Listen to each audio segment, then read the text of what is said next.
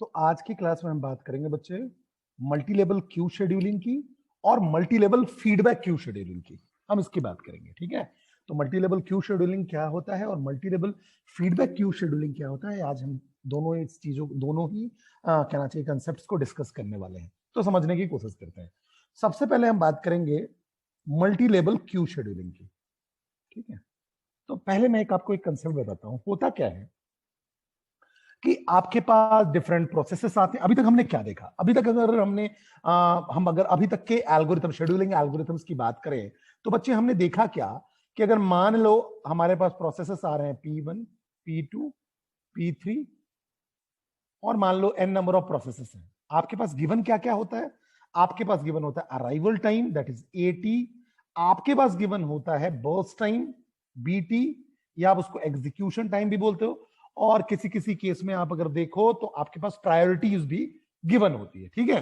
तो arrival time burst time given होता है और उसके बेस पे आपके पास शेड्यूलिंग एल्गोरिथम होता है। शेड्यूलिंग एल्गोरिथम जैसे मान लो FCFS आप अप्लाई कर रहे हो तो फर्स्ट कम फर्स्ट सर्व की बात करते हैं, फिर दूसरा हम SJF की बात करते हैं, शॉर्टेज जॉब फर्स्ट की, ठीक है।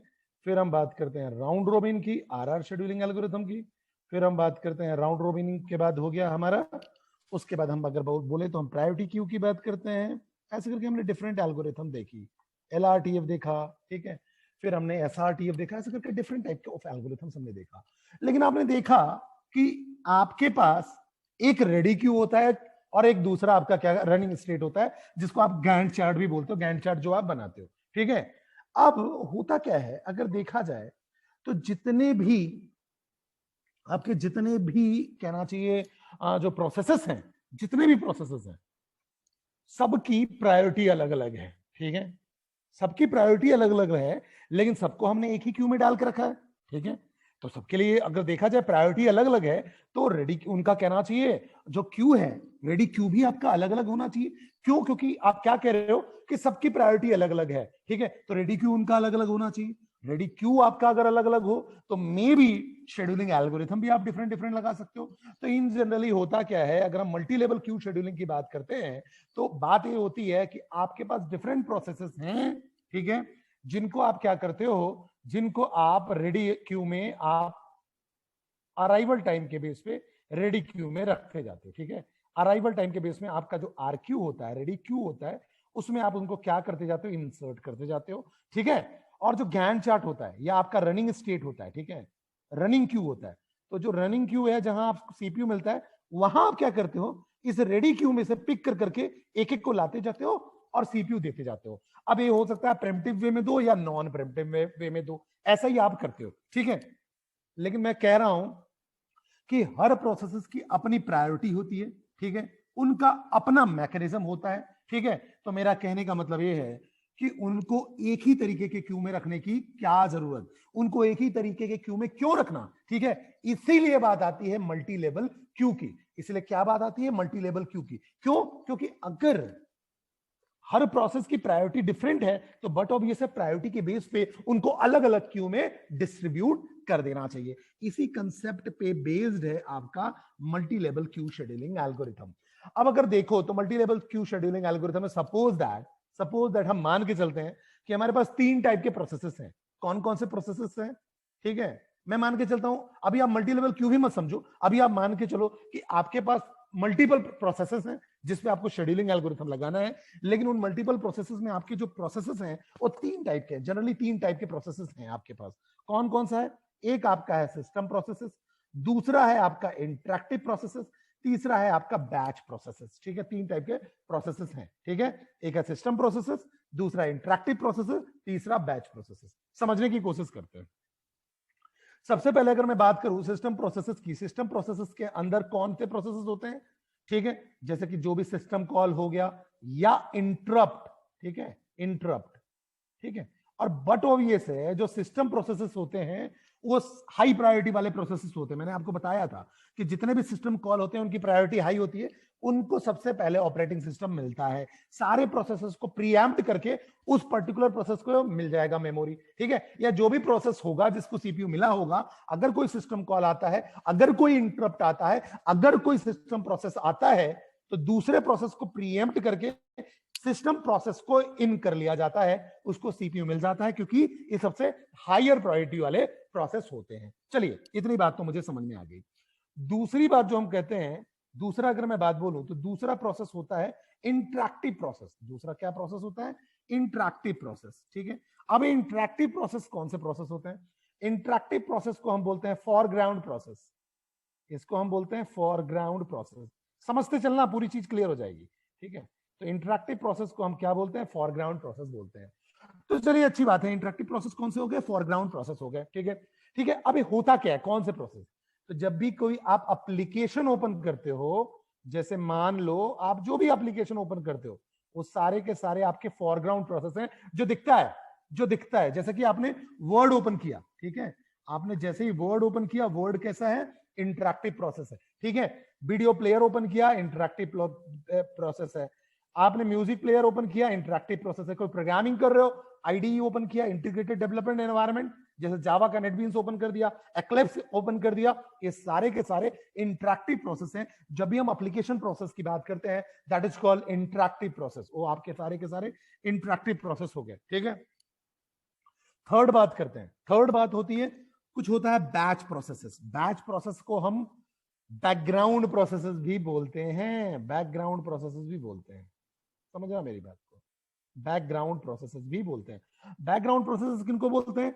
जो बैकग्राउंड में आपके चलते रहते हैं, और जब कोई दूसरा कहना चाहिए प्रोसेस आता है, उसके कुछ बैकग्राउंड टास्क होते हैं, उनको कंप्लीट करने के लिए। जैसे मैंने आपको बताया हुआ था कि जैसे गार्बेज प्रोसेस है, ठीक है, या गार्बेज कलेक्टर है, बैकग्राउंड में चलता ही रहता है। ठीक है, वो क्या करता है, जैसे ही कोई वेरिएबल फ्री हुआ, ठीक है, तो उस वेरिएबल को क्या कर देना, वेरिएबल को क्या करना, मेमोरी उस मतलब उसका काम हो गया, उस पर्टिकुलर वेरिएबल का काम जैसे ही कंप्लीट हुआ, उस वेरिएबल से मेमोरी छीन लो और उसको फ्री वाले लिस्ट में रख दो कि अब हमारी मेमोरी इतनी फ्री हो गई। अब ये सारे काम कौन करेगा? बैच प्रोसेसेस करेगा या बैकग्राउंड प्रोसेसेस करेंगे। ठीक है, तो इन जनरली मैंने आपको 3 टाइप के प्रोसेसेस के बारे में बताया। पहला ही सिस्टम प्रोसेस है, ठीक है, दूसरा इंटरैक्टिव प्रोसेस है, और तीसरा है बैच प्रोसेस। सिस्टम प्रोसेस जिसकी प्रायोरिटी सबसे हायर होती है, सिस्टम कॉल हो गया या इंटरप्ट हो गया, इंटरप्ट आते ही, ठीक है, सबसे पहले जो कहना चाहिए ऑपरेटिंग सिस्टम होगा, इंटरप्ट को मिलता है। ठीक है, क्योंकि ये हाई प्रायोरिटी वाले होते हैं। ठीक है, अब इसको मैंने मान लिया कि अगर जो मल्टी लेवल क्यू की मैं बात कर रहा हूं, तो अगर सिस्टम प्रोसेसेस होंगे तो उसको मैं एक क्यू में, अलग रेडी क्यू में रखूंगा। एक अलग रेडी क्यू में क्या करूंगा, मैं इसको वेट कराऊंगा मेमोरी के लिए। ठीक है, अगर इंटरैक्टिव प्रोसेस है, जैसे मैंने आपको बताया, वर्ड आपने ओपन कर लिया, ठीक है, जावा का आईडीई ओपन कर लिया, नेटबीन्स, एक्लिप्स, या सी++ का कंपाइलर आपने ओपन कर लिया, या आपने वीडियो प्लेयर ओपन कर लिया, या आपने म्यूजिक प्लेयर ओपन कर लिया, ये कहलाएंगे इंटरैक्टिव प्रोसेस। ऐसे प्रोसेसेस इंटरैक्टिव प्रोसेसेस कहलाते हैं, और इसको हम फॉरग्राउंड प्रोसेस भी बोलते हैं।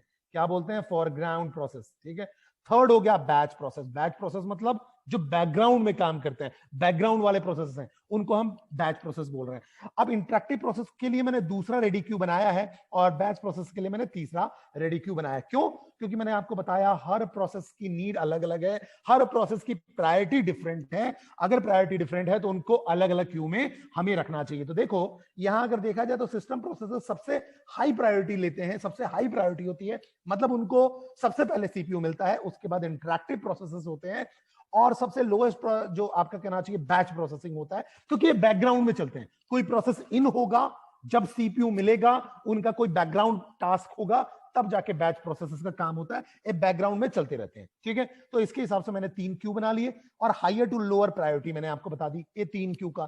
ठीक है, इतनी बात समझ में आ गई। तो मल्टी लेवल क्यू में हमारे पास एक से ज्यादा क्यू होते हैं, रेडी क्यू, एक से ज्यादा रेडी क्यू होते हैं। समझना मेरी बात को? मल्टी लेवल क्यू में हमारे पास एक से ज्यादा रेडी क्यू होते हैं। चलिए अच्छी बात है, इतनी बात तो मुझे समझ में आ गई। ठीक है, एक से ज्यादा रेडी क्यू हो गए। ठीक है, तो मल्टी लेवल क्यू में हमारे पास RQ1, RQ2 और RQ3। ठीक है, ठीक है, ये हमारे पास क्या कहते हैं, एक से ज्यादा हो गए। ठीक है, रेडी क्यू हमारे पास क्या हो गए, एक से ज्यादा हो गए। ठीक है, तो अब हमारे पास रेडी क्यू ज्यादा हो गए, तो मल्टी लेवल क्यू में हमारे पास एक से ज्यादा क्यू होते हैं। अब देखो अल्टीमेटली इन सबको चाहिए क्या, सीपीयू चाहिए। लेकिन अगर अल्टीमेटली इनको सीपीयू चाहिए, तो बट ऑब्वियस है सीपीयू के लिए क्या होगा, सीपीयू मिलेगा किसको सबसे पहले, सिस्टम प्रोसेसर्स को। सिस्टम प्रोसेसर्स अगर पूरा कंप्लीट हो जाएंगे तो इंटरेक्टिव प्रोसेसर्स को, फिर बैच प्रोसेसर्स को। समझते हैं तो समझना मेरी बात को। अब क्या होगा,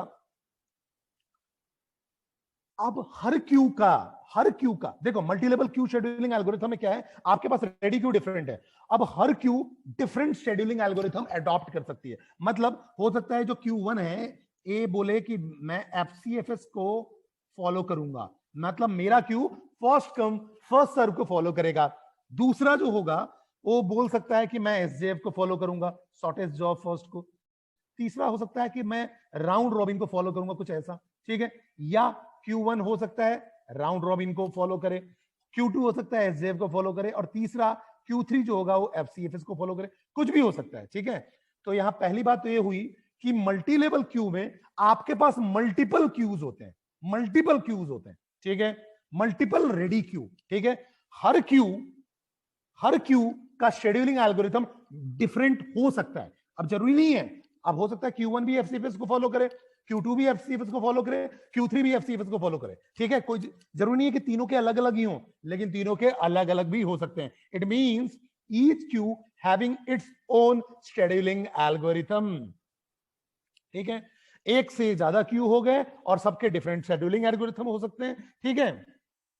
तीसरी बात, अगर हम बात करें, इन सारे क्यू में एक फिक्स प्रायोरिटी शेड्यूलिंग फॉलो करते हैं। ये सारे जो क्यू हैं, जैसे Q1, Q2, Q3, ये सारे के सारे क्या कर रहे हैं, एक फिक्स प्रायोरिटी शेड्यूलिंग को फॉलो कर रहे हैं। क्या कर रहे हैं, फिक्स प्रायोरिटी शेड्यूलिंग एल्गोरिथम को फॉलो कर रहे हैं। चलिए अच्छी बात है, तो अपन समझने की कोशिश करते हैं क्या कर रहे हैं, फिक्स प्रायोरिटी शेड्यूलिंग को फॉलो कर रहे हैं। इतनी बात मुझे समझ में आ गई, ठीक है। तो अब अगर मुझे बात समझ में आ गई कि मेरा पहला पॉइंट क्या है, यहां मल्टीपल क्यूज होंगे, दूसरा पॉइंट ये है, ठीक है, कि डिफरेंट शेड्यूलिंग एल्गोरिथम हो सकते हैं, हर क्यू का शेड्यूलिंग एल्गोरिथम डिफरेंट हो सकता है, ठीक है। और इन सारे क्यू का क्या है, फिक्स प्रायोरिटी शेड्यूलिंग फॉलो करेंगे। सारे क्यू क्या करेंगे, फिक्स प्रायोरिटी शेड्यूलिंग फॉलो करेंगे। तीसरा कंपोनेंट मैं आपको बताता हूं, ठीक है। दो के बाद जो अपन थर्ड कंपोनेंट है वो आप देखिए समझिए। तो इनको सबको क्या चाहिए, सीपीयू चाहिए, ठीक है, सबको सीपीयू चाहिए। और मैंने आपको बताया कि इनके जो शेड्यूलिंग एल्गोरिथम वो डिफरेंट हो सकते हैं। जैसे मैंने बोला ये क्या कहते हैं, राउंड रॉबिन को फॉलो कर रहा है, एक Q2 जो है वो आपका क्या कहते हैं, SJF को फॉलो कर रहा है, ठीक है। और Q3 जो है वो मान लो सपोज दैट FCFS को फॉलो कर रहा है, ठीक है। और ये पूरा का पूरा डिपेंड किस पे करेगा, जो इंप्लीमेंट कर रहा है इसको, जो डिजाइन कर रहा है उस पर डिपेंड करेगा, ठीक है। तो सीधी सी बात है, हम इसका जब एल्गोरिथम डिजाइन करेंगे या प्रोग्राम बनाएंगे तो बट ऑब्वियस है जो हम प्रोग्राम बनाएंगे उसमें सीधी सी बात हमारे पास ऐसे इंस्ट्रक्शंस होंगे जो बताएगा कि Q1 क्या फॉलो करेगा, Q2 क्या फॉलो करेगा और Q3 क्या फॉलो करेगा। चलिए अच्छी बात है।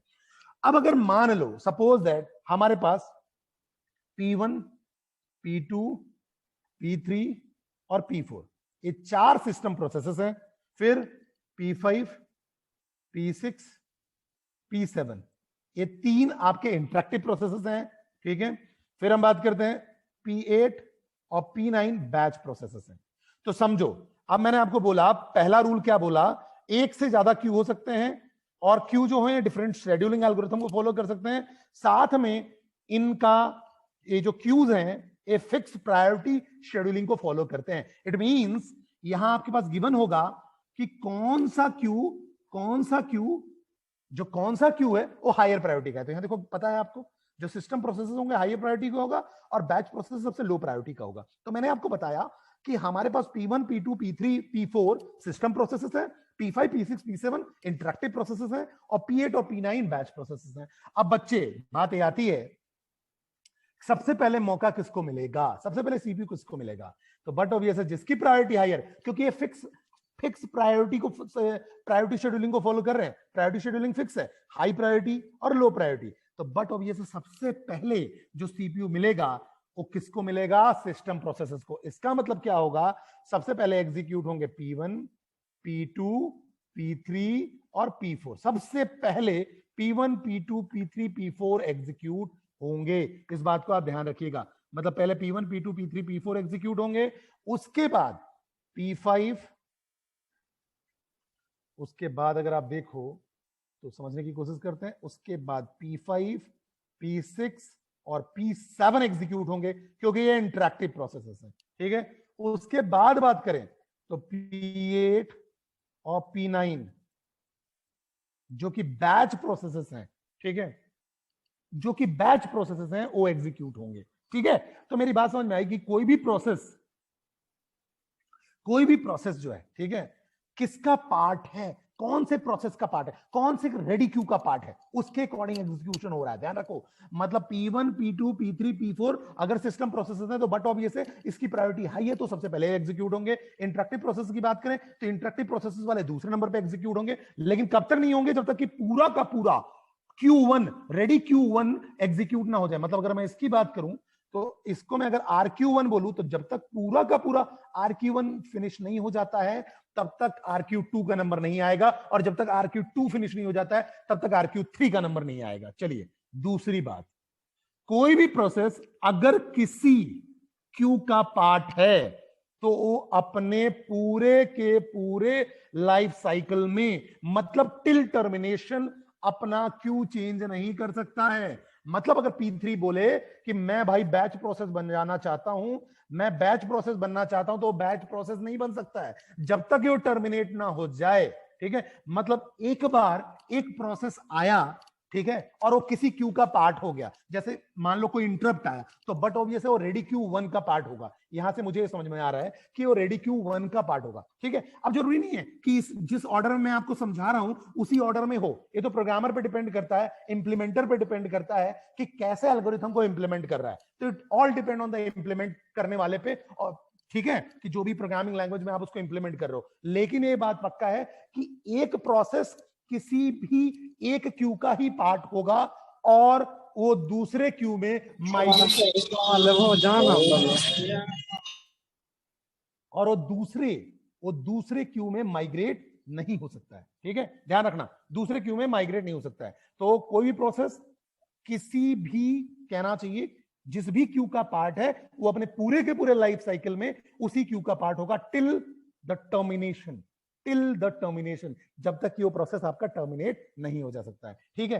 अब अगर मान लो एक चीज और, अब अगर मान लो कि मैंने सबसे पहले Q1 पूरा का पूरा एग्जीक्यूट हो गया, P1 P2 P3 P4, तब Q2 एग्जीक्यूट होगा P5 P6 P7। अब P8 एग्जीक्यूट हो रहा था, समझो मेरी बात को। अब अगर P8 एग्जीक्यूट हो रहा था, उसी समय एक अलग प्रोसेस आता है, एक नया प्रोसेस आता है जो कि इंटरैक्टिव प्रोसेस है। मान लो P10, ठीक है। अब P10 आता है, P10 एंट्री करता है, ठीक है, जो कि इंटरैक्टिव प्रोसेस है। तो बट ऑब्वियस है सीपीयू प्रीएम्प्ट हो जाएगा और P10 को मौका मिल जाएगा। सीपीयू प्रीएम्प्ट, सॉरी P8 जो होगा वो प्रीएम्प्ट हो जाएगा, जो P8 होगा वो प्रीएम्प्ट हो जाएगा, वो वापस से रेडी क्यू में चला जाएगा, वेट करेगा।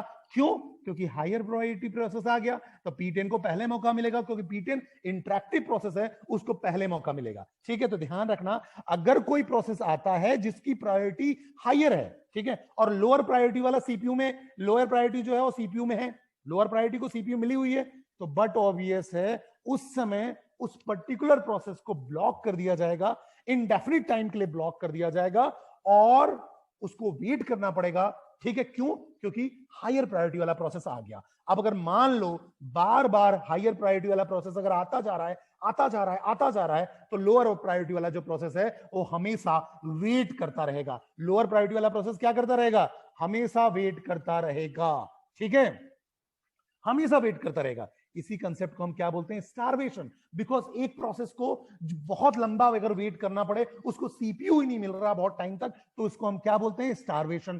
तो अगर हम मल्टी लेवल क्यू शेड्यूलिंग की बात करें तो यहां स्टारवेशन की प्रॉब्लम मुझे समझ में आ रही है। किसकी प्रॉब्लम आ रही है? स्टारवेशन। क्योंकि यहां पर जो वेटिंग है वेटिंग टाइम लॉन्ग हो सकता है। वेटिंग टाइम लॉन्ग इसलिए हो सकता है क्योंकि अगर हायर प्रायोरिटी वाला आ जाएगा तो उसको सीपीयू मिल जाएगा, और जो पहले से लोअर प्रायोरिटी वाला जो सीपीयू लेके बैठा हुआ था उससे सीपीयू छिन जाएगा या प्रीएम्प्ट हो जाएगा, ठीक है। तो ये है पूरा का पूरा कंसेप्ट मल्टी लेवल क्यू का।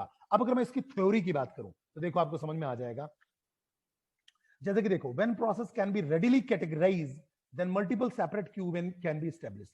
ये पहला पॉइंट बता रहा है कि अब हमारे पास क्या है?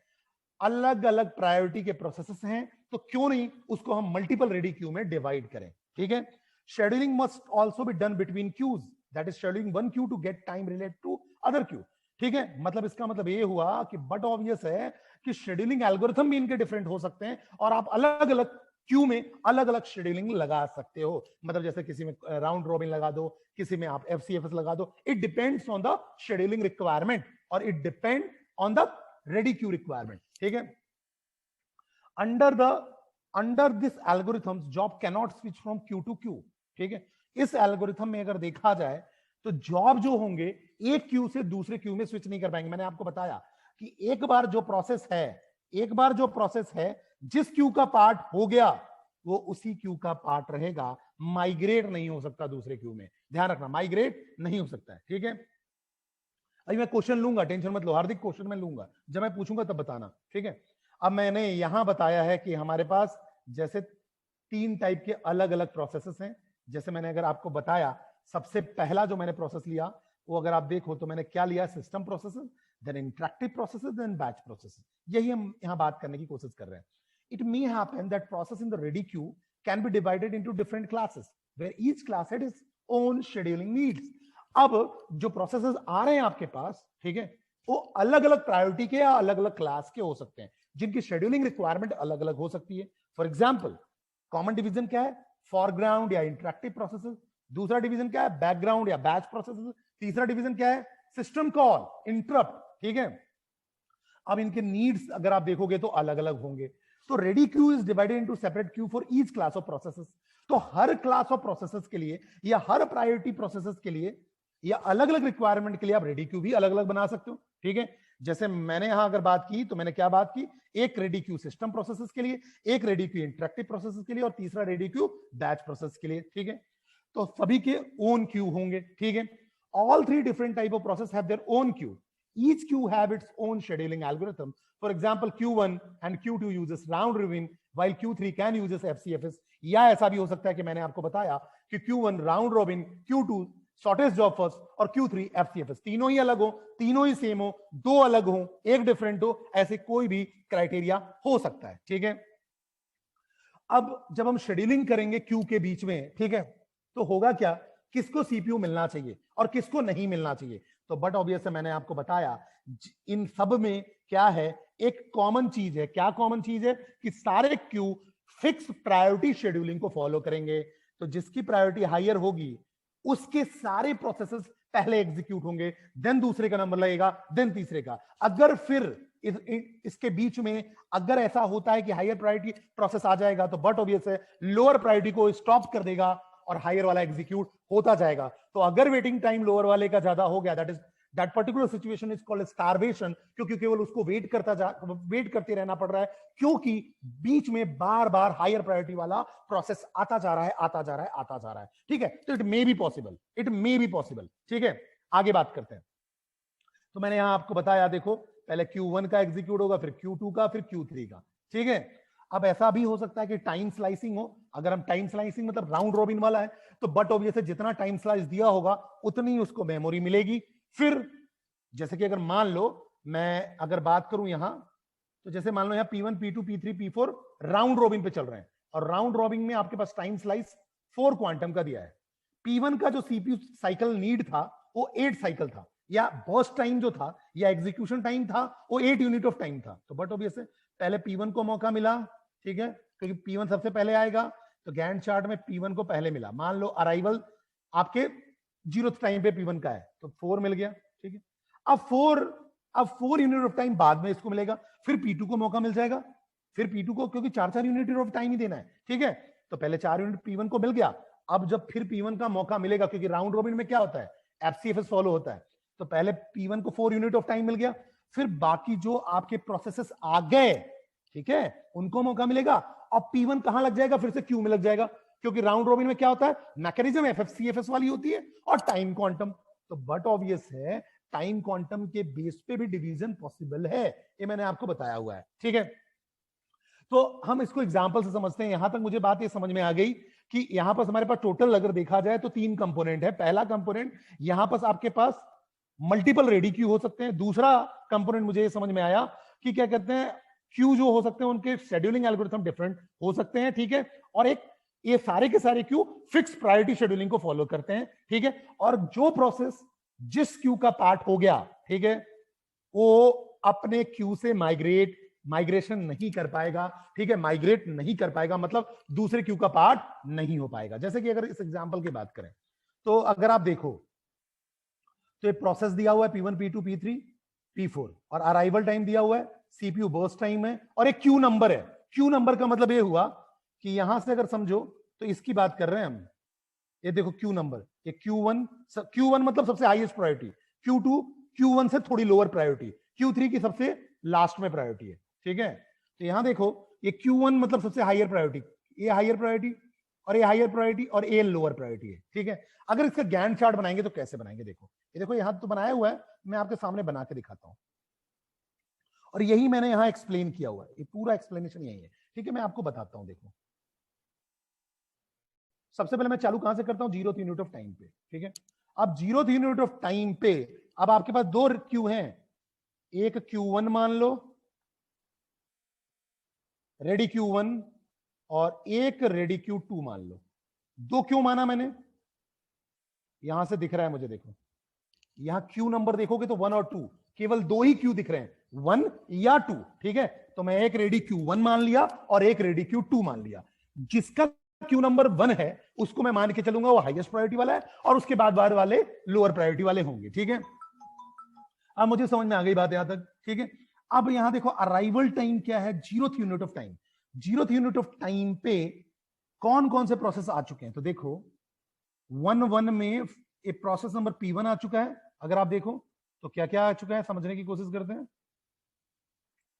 तो अगर आप देखो तो 1 यूनिट ऑफ टाइम में अगर मैं बात करूं, 1 यूनिट ऑफ टाइम की बात, sorry 0th unit of time की बात करूं, तो 0th यूनिट ऑफ टाइम में आपके पास समझो प्रोसेस P1 और P2 दोनों आ गए हैं रेडी Q1 में। तो प्रोसेस P1 आ गया है और प्रोसेस P2 आ गया है, ठीक है, ठीक है। प्रोसेस P1 और P2 आ गया है और 0th यूनिट ऑफ टाइम में P3 भी आ चुका है, लेकिन एक Q2 का पार्ट है। तो P3 आ गया है देखो और एक Q2 का पार्ट है, ठीक है। अब priority of Q1 is greater than Q2, ये लिखा हुआ है, बट ऑब्वियसली तो प्रायोरिटी हाइयर है।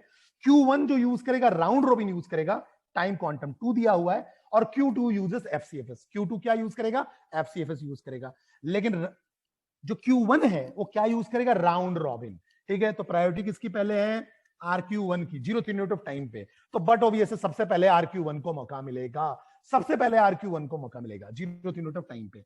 लेकिन टाइम क्वांटम ध्यान रखना 2 यूनिट ऑफ टाइम है, 2 यूनिट ऑफ टाइम ही देंगे, ठीक है। तो राउंड रॉबिन में होता क्या है, राउंड रॉबिन का क्राइटेरिया होता है FCFS जैसा, अराइवल टाइम देखता है और अराइवल टाइम के साथ साथ अगर हम बात करें FCFS के साथ साथ क्या होता है, टाइम क्वांटम। तो FCFS प्लस TQ मतलब टाइम क्वांटम, ठीक है। तो मेरे पास P1 प्रोसेस और P2 प्रोसेस है, ठीक है। तो सबसे पहले P1 प्रोसेस को मौका मिलेगा, क्यों, क्योंकि अगर अराइवल सेम है तो FCFS में क्या होता है, सीक्वेंस नंबर को पहले हम प्रायोरिटी देते हैं। तो सीक्वेंस नंबर में P1 पहले है तो पहली बात है P1 को मौका दूंगा। लेकिन P1 राउंड रॉबिन में टाइम क्वांटम केवल 2 ही मिलेगा, तो 2 यूनिट ऑफ टाइम तक चला, देखो 2 यूनिट ऑफ टाइम तक चला, ठीक है। और burst time total 4 unit of time चाहिए इसको। तो ठीक है, बर्स्ट सीपीयू बर्स्ट टाइम या सिंपल बर्स्ट टाइम, बात एक ही है, ठीक है। Burst time, CPU burst time, execution time सब एक ही होता है, ठीक है। तो अब इसको कितना रिक्वायर्ड हो गया, 2 यूनिट ऑफ टाइम रिक्वायर्ड हो गया, 2 यूनिट ऑफ टाइम अभी भी चाहिए इसको, ठीक है। अब देखो 0 से 2 के बीच में और कोई प्रोसेस नहीं आ रहा है, ये अराइवल टाइम 10 पे आ रहा है, तो कोई बात नहीं। अब किसको मौका मिलेगा, P2 को, ठीक है। क्योंकि अब P1 क्या होगा, यहां से हट गया, ठीक है, यहां से हटा और क्या उसको सीपीयू मिला। जब सीपीयू मिल गया तो राउंड रॉबिन में होता क्या है, सीपीयू मिलने के बाद फिर मैं दूसरे को मौका देता हूं, टाइम क्वांटम सबको बराबर टाइम क्वांटम मिलते जाता है, तो P2 को मौका मिलेगा और P1 यहां से क्या करेगा, कॉन्टेक्स्ट स्विचिंग करेगा या प्रीएम्प्ट होगा और यहां जाके FCFS से लाइन में लग जाएगा, ठीक है, पीछे लाइन में लग जाएगा, FCFS के अकॉर्डिंग पीछे लाइन में लग जाएगा, ठीक है। अब P2 यहां से हट गया, समझो मेरी बात को, P2 यहां से हट गया, चलिए ठीक है। अब P2 यहां से हट गया, अब P2 को कितना टाइम चाहिए था, 3 यूनिट ऑफ टाइम, लेकिन मैं 2 यूनिट ऑफ टाइम दे पाऊंगा, 1 यूनिट ऑफ टाइम अभी भी बच गया, ठीक है। 2 से 2 कितना हो गया, 4 unit of time, 4 unit of time. अब अगर आप देखो, अब 4 यूनिट ऑफ टाइम, समझना मेरी बात को, ठीक है। अब क्या होगा बच्चे, अब समझो मेरी बात को, अब क्या हुआ, अब यहां वापस से P1 को मौका मिलेगा, देखो RQ1 को ही मिलेगा क्योंकि इसकी प्रायोरिटी हायर है। अब P1 को फिर मौका मिला और इसको 2 यूनिट ऑफ टाइम चाहिए था, पूरा का पूरा इसने एग्जीक्यूट किया और 6 यूनिट ऑफ टाइम पे इसने कंप्लीशन कर लिया। देखो 6 यूनिट ऑफ टाइम पे कंप्लीट हुआ, P1 हट गया परमानेंटली और P2 क्या हो चुका था, यहां आ चुका था, प्रीएम्प्ट हो चुका था, क्योंकि अब ये पूरा का पूरा एग्जीक्यूट नहीं हुआ है। चलिए अच्छी बात है। तो P2 भी, अब P2 को मौका मिलेगा, P2 को अब केवल 1 यूनिट ऑफ टाइम चाहिए था, तो 7 यूनिट ऑफ टाइम तक जाके ये पूरा का पूरा फिनिश हो जाएगा। देखो पूरा का पूरा ये फिनिश हो गया, P2 भी कंप्लीटेड। ठीक है, 7th यूनिट ऑफ टाइम तक अब कोई नहीं आया, हायर प्रायोरिटी वाला नहीं है। देखो इस क्यू में कोई भी हायर प्रायोरिटी वाला मुझे तो नहीं दिख रहा है, इस क्यू में कोई भी 7th यूनिट ऑफ टाइम तक हायर प्रायोरिटी वाला नहीं है। तो मैं क्या करूंगा, अब जाके लोअर प्रायोरिटी वाले को मौका दूंगा, RQ2 को। P3 कब से वेट कर रहा था, 0th टाइम पे ही आ चुका था, लेकिन 7 यूनिट ऑफ टाइम के बाद उसको मौका मिला। चलिए अब P3 जो है वो बोलेगा मुझे 8 यूनिट ऑफ टाइम चाहिए। P3 क्या बोलेगा, मुझे 8 यूनिट ऑफ टाइम चाहिए।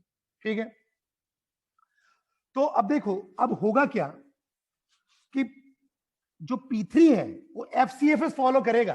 P3 क्या है, FCFS फॉलो करेगा। तो होना क्या चाहिए, जब P3 आया तो उसको 8 यूनिट ऑफ टाइम चाहिए, तो पूरा का पूरा 8 यूनिट मिल जाए। लेकिन होगा क्या, जैसे ही 3 यूनिट ऑफ टाइम कंप्लीट किया, मतलब जैसे ही 10 यूनिट पे गया, तो देखो P4 से 10 यूनिट, देखो अगर ये 10 वाला नहीं आता तो पूरा का पूरा 8 यूनिट एग्जीक्यूट करता। क्यों, क्योंकि FCFS है, FCFS नॉन प्रिमिटिव होता है। अगर ये नॉन प्रिमिटिव होगा तो बट ऑब्वियस है उसको पूरा का पूरा टाइम मिलेगा, मतलब 7 + 8 15 यूनिट ऑफ टाइम तक चलेगा। लेकिन जैसे ही उसने 3 यूनिट ऑफ टाइम तक चला, 10th यूनिट पे एक P4 प्रोसेस आया जो कि इसका पार्ट है, Q1 का। समझो मेरी बात को, जो कि Q1 का पार्ट है। ठीक है, RQ1 का। ठीक है, जस्ट अ मिनट, जो कि Q1 या RQ1 का पार्ट है। चलिए अच्छी बात है। ठीक है, तो P4 और Q1 का पार्ट है, हायर प्रायोरिटी वाला है। तो P3 को यहां 10 यूनिट ऑफ टाइम चलने तक तो चला, उसके बाद ये हो जाएगा प्रीएम्प्ट। ठीक है, और वापस से देखो, यहां पहले P3 यहां से चला गया था, अब वापस से P3 यहां आ गया। ठीक है, ध्यान रखना ये FCFS था, पूरा एग्जीक्यूट होता, लेकिन हायर प्रायोरिटी बीच में आ गई, इसलिए एग्जीक्यूट नहीं हो पा रहा है बेचारा, इसलिए नहीं हो पा रहा है। ठीक है, चलिए अच्छी बात है, समझने की कोशिश करते हैं। तो अब देखो P3 फिर से रेडी क्यू में आ गया और P4 को मौका मिलेगा। P4 यहां आएगा और P4 बोलेगा, एक काम करते हैं, P4 बोलेगा मुझे एग्जीक्यूट करना है। ठीक है, इसको चाहिए कितना, 5 यूनिट ऑफ टाइम चाहिए, लेकिन मैं दे कितना पाऊंगा, 2 यूनिट ऑफ टाइम दे पाऊंगा। 12 यूनिट तक चला, लेकिन कोई और प्रोसेस है ही नहीं। देखो चलना इसी को, हायर प्रायोरिटी वाले को ही है, और कोई प्रोसेस है ही नहीं। तो फिर से P4। ठीक है, अब कितना हो जाएगा, 14 यूनिट ऑफ टाइम। ठीक है, फिर 1 यूनिट और बच जाएगा, पहले 3 बचा, अब 3 में से आपने तो 1 यूनिट, तो ये 15 तक पूरा का पूरा चलेगा। ठीक है, आप चाहो तो एक साथ चला दो, तो P4 15 तक चला। क्यों, क्योंकि हायर प्रायोरिटी में कोई और था ही नहीं। अब कोई प्रोसेस नहीं बचा आपका हायर प्रायोरिटी वाला, तो फिर से P3 को मौका मिलेगा। ठीक है, फिर से P3 को मौका मिला। ये याद करो 3 यूनिट चल चुका था, ये 3 यूनिट चल चुका था, मतलब 5 यूनिट रिमेनिंग थे, 5 यूनिट रिमेनिंग थे, तो 5 यूनिट चलेगा, मतलब 15 + 5 20 यूनिट तक चल चुका। ये देखो 20 यूनिट तक चल चुका। ठीक है, तो अब अगर मैं देखूं, तो अब अगर मैं यहां निकालूं कंप्लीशन टाइम, तो कंप्लीशन टाइम अगर मैं देखूं तो क्या कंप्लीशन टाइम निकलेगा, तो देखो P3 का कंप्लीशन टाइम यहां है 20। मैं एक एक करके लिखता जा रहा हूं। P3 का कंप्लीशन टाइम राइट में देखा 20, और P1 कब कंप्लीट हुआ है अगर आप देखो, तो P1 यहां 6 पे कंप्लीट हुआ। ठीक है, तो P1 का लिख दिया मैंने 6। ठीक है, P2 कब कंप्लीट हो रहा है, देखो P2 आपका 7 पे कंप्लीट हो चुका है, P2 लिख दो 7। ठीक है, P3 कब कंप्लीट हो रहा है, P3 आपका 10 पे कंप्लीट हो रहा है। ठीक है, तो ना P3 आपका 20 पे और P4 कंप्लीट हो रहा है 15 पे। देखो P4 आपका 15 पे। ठीक है, P4 15 पे, देखो P4 आपका 15 पे कंप्लीट हुआ। ठीक है, देखो यहां से P4 15 पे, P3 20 पे, और P2 7 पे, P1 6 पे। ठीक है, तो वैसे मैंने यहां पर कहना चाहिए जो भी कंप्लीशन टाइम है वो लिख दिया। तो यहां देखो समझना ही पड़ेगा कि जैसे ही हायर प्रायोरिटी आई मैंने छीन लिया, जबकि FCFS से ऐसा नहीं होना चाहिए था। FCFS में उसको पूरा टाइम मिलना चाहिए था, लेकिन बट ऑब्वियस है एक कौन सा है, मल्टी लेवल क्यू है, और मल्टी लेवल क्यू में टोटल क्यू पे प्रायोरिटी, फिक्स प्रायोरिटी शेड्यूलिंग लगी हुई है। तो जिसकी प्रायोरिटी हाई होगी उसके पूरे प्रोसेस जब तक आते रहेंगे दूसरा वाला बंदा वेट करता रहेगा। तो इसका मेजर ड्रॉबैक है स्टारवेशन, मेजर ड्रॉबैक है इसका स्टारवेशन। ठीक है,